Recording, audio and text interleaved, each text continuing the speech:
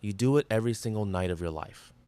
You lie down, you close your eyes, and roughly a third of your entire existence simply disappears. Most people assume they know what happens during that time. Your body rests, your brain slows down, you recharge, like a phone plugged into a wall. That is the story we have been telling ourselves for a very long time. It is almost entirely wrong. In the last 2 decades, neuroscientists have had access to technology that can watch a sleeping brain in real time. What they found inside that brain did not look like rest. It looked like the most coordinated, violent, and purposeful event in the entire human body. And the more they looked, the more a strange question started forming at the edges of the research. What if sleep is not a pause in your life? What if sleep is the thing your entire waking life is actually built around? The first thing that collapses when you look closely is the idea of unconsciousness. You are not unconscious when you sleep. Your brain does not go dark. Within the first 90 minutes of falling asleep, your brain passes through 4 distinct stages, each one doing something completely different to you. Stage 1 lasts roughly 7 minutes and is barely sleep at all.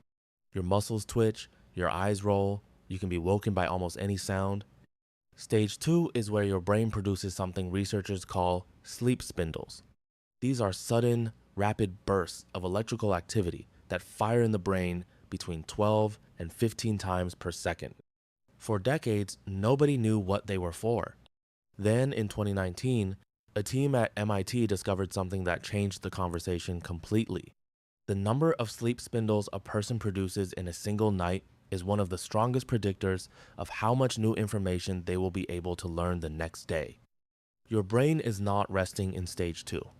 It is physically preparing itself to absorb the next day before the next day has even arrived. But stage 2 is not where it gets strange. Stage 3 is called slow wave sleep, and it is the deepest point your body reaches before the dream state pulls you back up. During slow wave sleep, your heart rate drops, your temperature drops, your muscles go almost completely still.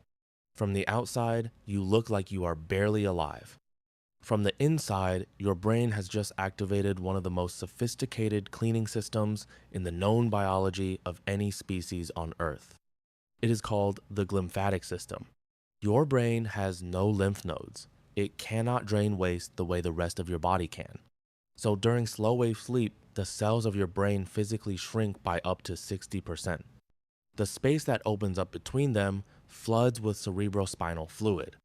That fluid rushes through your brain like a pressure wash, stripping out the metabolic waste that built up across the entire day. One of the things it strips out is a protein called amyloid beta. You may not recognize that name, but you would recognize what happens when it accumulates. Amyloid beta is one of the primary markers of Alzheimer's disease. Every night that you sleep well, your brain runs the wash cycle. Every night you do not. A residue builds up that the research now suggests accumulates across decades. This is not a theory.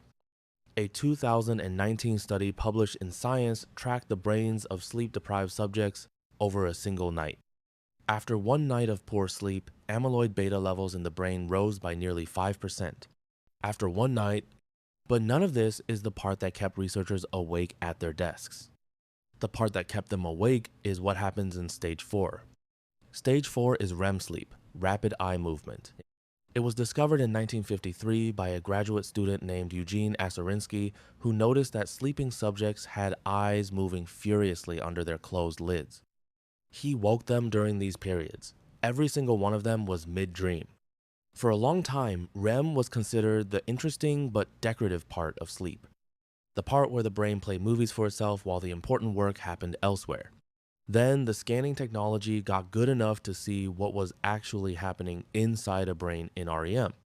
The scans looked almost identical to a brain that was fully awake and engaged in a complex task. The visual cortex was firing. The emotional centers were firing at levels higher than waking. The motor cortex was firing, which is why your body is paralyzed during REM. Your brain stem cuts the signal to your muscles, specifically so you do not act out what you are experiencing. Your brain during REM sleep is not resting. It is running a full simulation of reality with the logic filter turned off. And researchers now believe that simulation is not random. Matthew Walker at UC Berkeley has spent 20 years studying what REM sleep is actually doing. His finding is this: REM sleep is where your brain strips the emotional charge from painful memories. You replay the experience. But the neurochemical environment of REM sleep is the only time in a 2-4 hour cycle where your brain runs completely free of norepinephrine, the molecule most associated with stress and anxiety. So you revisit the difficult thing, but inside a brain that cannot panic. Over multiple nights, the memory is retained, but the pain attached to it is metabolized. Walker describes REM sleep as overnight therapy. People with PTSD, research shows, have consistently disrupted REM sleep. Their brains keep trying to run the process keeps getting interrupted before it can complete. The nightmare is not the disorder. The nightmare is the brain's attempt at the cure. And here is where it gets even harder to dismiss. The ratio of REM sleep to deep sleep in a human brain is not fixed. After a traumatic experience, the brain automatically shifts to produce more REM. It does this without being asked. It does this the same way your immune system produces white blood cells after an infection. Sleep is not the pause between the days of your life. Sleep is where your brain files, repairs, clears, rehearses, and heals. The waking hours are where the raw material is collected. Sleep is where it is processed into the person you are becoming.